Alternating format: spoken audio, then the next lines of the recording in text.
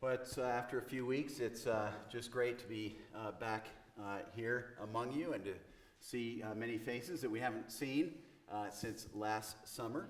And it's clear after having driven like 3,400 miles that we are, yes, we are in one of the most stunning places in the world.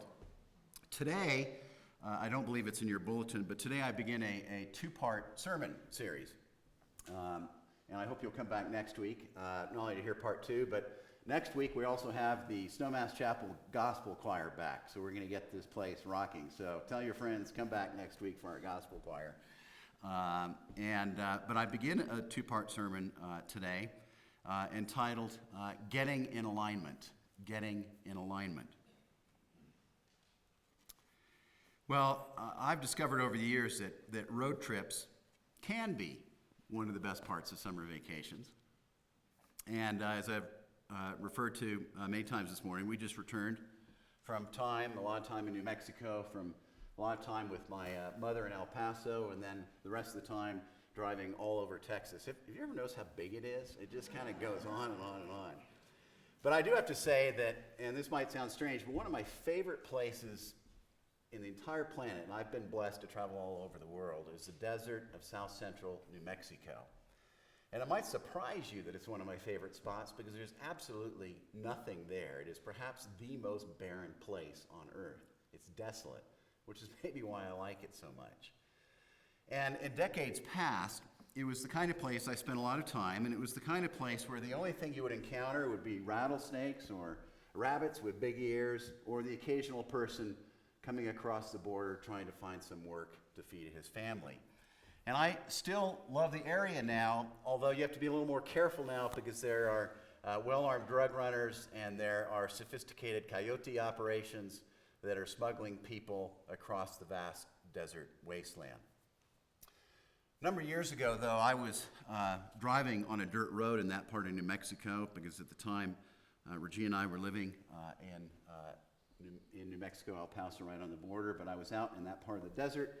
I was driving on a dirt road right along the Mexican border in that part of New Mexico, and a big thunderstorm had just passed over the area, and the road was muddy and soft.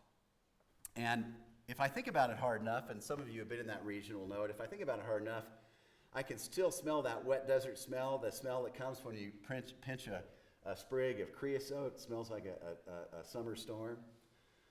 Well, as I was driving along the muddy road, I noticed that there were some tire tracks in front of me, and I could tell that they'd been laid down after the rain as the tire tracks were really fresh.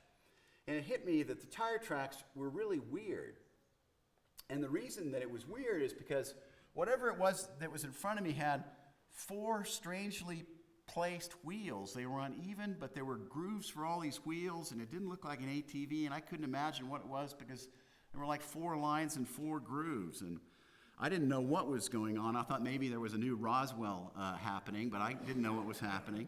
But I came up over the rise of a hill and came down the other side of the hill, and there it was, a beaten-up pickup truck driving slowly ahead of me. And it did have four wheels, but none of them lined up. And the thing was so out of alignment, because the frame must have been so bent, that the truck appeared to almost be going sideways down the road. And as I followed the truck for a few miles, I thought to myself, God, I've never seen a truck that out of alignment. I wonder how on earth is that fellow going to make it to his destination? Of course, I didn't follow because in that part of the world, you don't follow people you don't know in strange-looking trucks. But later that evening, I was sitting around a fire I'd built out in the desert, and I was out to spend some time in the moonless sky and just to reflect about things. And I began to think about the guy in the truck, and I wondered where he was going. I wonder if he reached his destination. And as I was thinking about him, I began to think about my own life, where I'd been, where I was, and where I was headed. And then it hit me, as I was thinking back over the course of the years of my life, I remembered a lot of times in which I felt just like that truck driving down that road. Many times in my life in which it felt like I wasn't going straight down a path, I was kind of going sideways, that my life felt somewhat out of alignment. times in which things didn't seem to be just quite right. Something seemed amiss, just like that pickup truck going sideways down the road.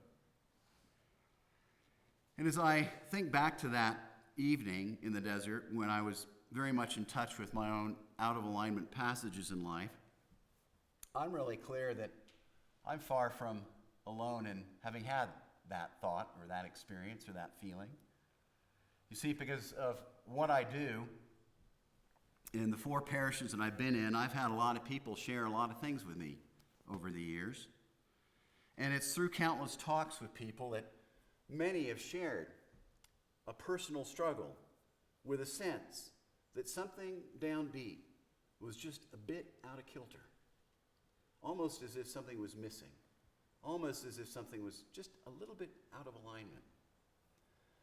And from Fortune 500 CEOs to entrepreneurs, small business owners, to those with vast amounts of wealth, to those suffering below the poverty line, to fellows trying to support a family flipping burgers, to those who have lived only in cities, to those who have never been near one.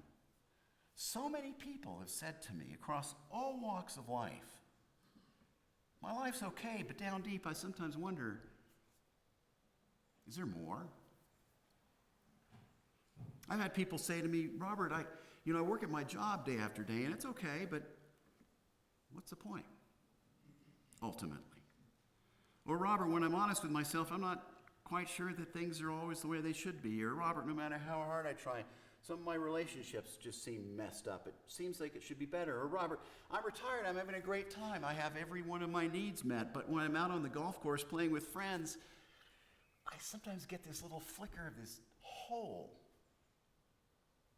and I don't know what's supposed to fill it.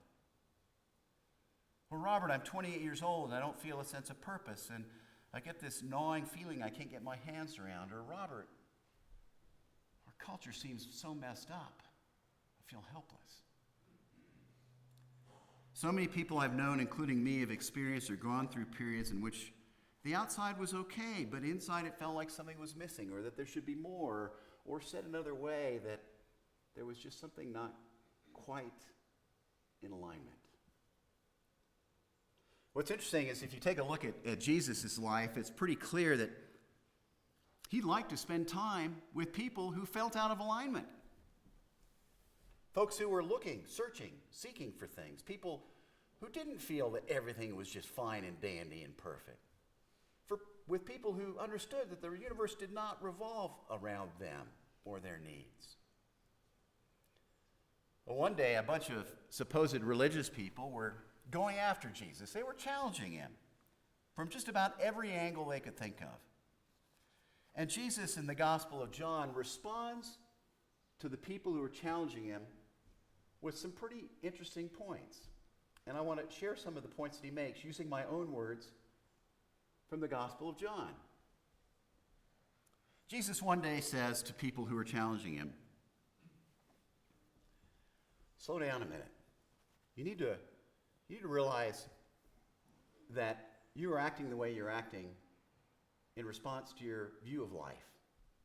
But you need to remember there are lots of ways to look at life. You see, you can live your life, Jesus said, believing that when it's all said and done, there is no ultimate purpose for your existence. There's no real reason you exist. You are just a bunch of randomly put together cells. And when you die, you die. And Jesus said, so, if you feel that way, it's kind of like building a house on sand, but if you feel that way, go ahead. Have a heck of a good time. Survival of the fittest. Enjoy yourself. Then later, Jesus said, to another group that was challenging him, you can believe that there is purpose to life. But you can believe that the purpose for which you're living is a purpose that you yourself create for your own self. Your purpose is your purpose. My purpose is my purpose. As long as you don't hurt anyone, as long as I don't hurt anyone, your purpose is fine. Anything goes. In fact, it's all relative. Truth's relative. Truth's in the eye of the beholder. All paths are the same. You can live that way, Jesus said. And if you do, remember that what matters most in the end in life is being happy. So go for it. Seek happiness. Find your own purpose. Or Jesus says to a different group of people, you know something amazing, my friends, Jesus says, you can live your life believing that your life is part of a much bigger, extraordinary story. In fact, that the author of this story specifically and intentionally created you as a character in his story, and that you have a profound sense of purpose in this author's story. A story that has been, a story that is now, a story that is eternal. And then Jesus says in the 10th chapter of John, and if you understand this, you will come to know that I have come that you may have life and that you will live life to the fullest.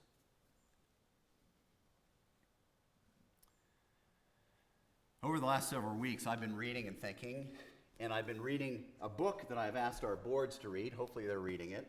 Board members here are supposed to be nodding, oh yes, I'm most largely through it. But we have an upcoming retreat. Jim, you're through it all, I assume, and great. Anyway, the book is entitled Unfinished, Believing is Only the Beginning. And it's written by Richard Stearns, World Vision head. Amazing guy.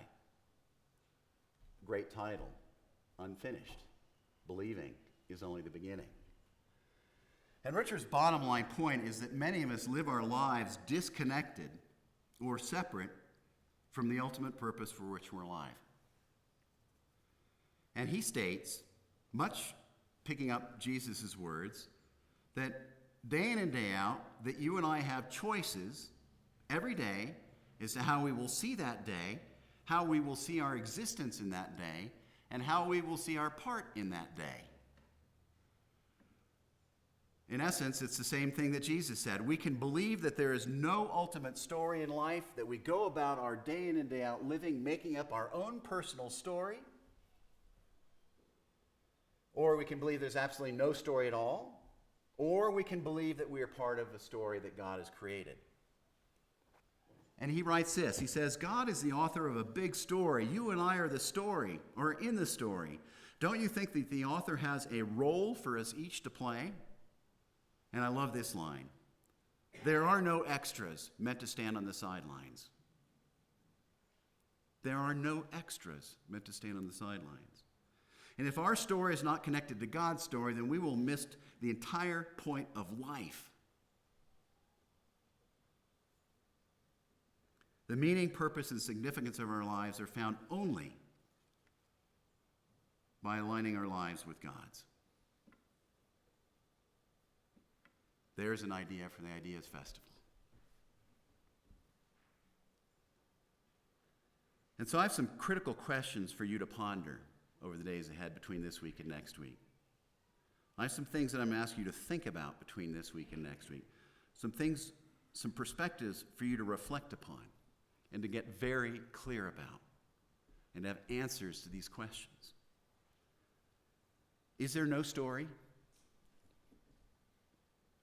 Is that the bottom line perspective of your life?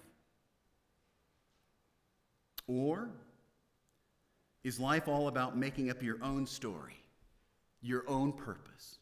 And as long as you are happy and no one else gets hurt, you've done it. Or is there something called God's story of which you and I are an integral part? I can't emphasize enough how fundamental these obvious questions are. They're not the kinds of questions we should think about once or twice.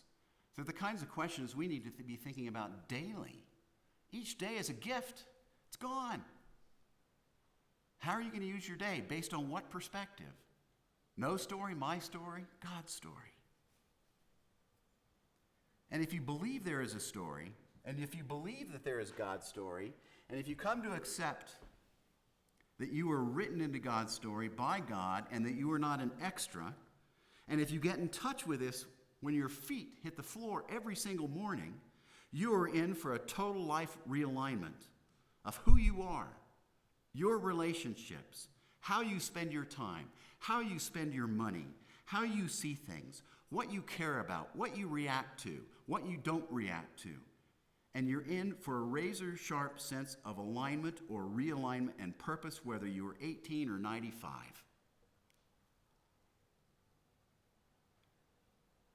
Please don't diminish yourself or God by ever saying, no, not me, or I'm too old, or I'm too late, or I'm too busy, or I can't afford it, or I have too many responsibilities, or I have it already down, or I've already figured all of this out, or worst of all, I'm too comfortable. You and I, and the reason I spend my life doing what I do, and have followed God all over this country, is because I believe that you and I have been scripted into a story that is not fiction. A story that has life and death consequences for ourselves and others, and a story that will affect the course of your eternity.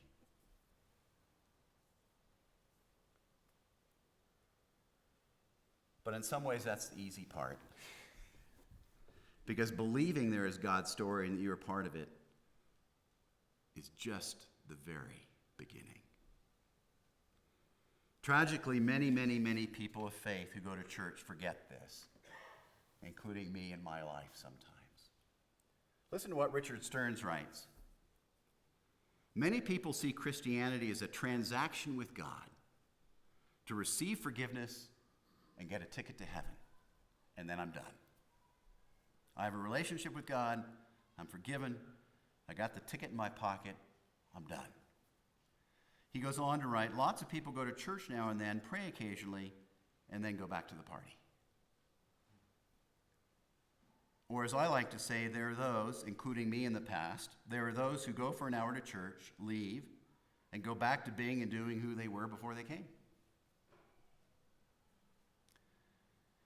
Recently, the Barna Group, which does a lot of research on faith, did a large study of a large sample of Christians, and the results were unsettling and, in fact, personally convicting. The study found that there are basically, it's a little oversimplified, but there are basically four groups of Christians. There are those who are Christ-like in attitude and in action. There are those who are Christ-like in action, but not in attitude. There are those who are Christ-like in attitude, but not action. And then there are people who are Christ-like in neither, which was the largest group. Just 1 out of 7 in this study of active Christians were found to walk the talk or act based on belief. Just 1 out of 7 understood that belief is just the beginning and not enough. Now, Richard Stearns didn't know about this study. It was published after his book, but this is something he writes that's relevant. He says, Christianity is about right beliefs. It is about ultimate truth. It is about believing the right things. It is about finding comfort. It is about moral codes and right conduct. Christianity is about all of this, but it is very much more. At its core, Christianity, and listen to this, and if it makes you uncomfortable, good, because it makes me uncomfortable too. Christianity is ultimately not just about believing, it is about leaving everything behind, following Jesus, and working to change the world.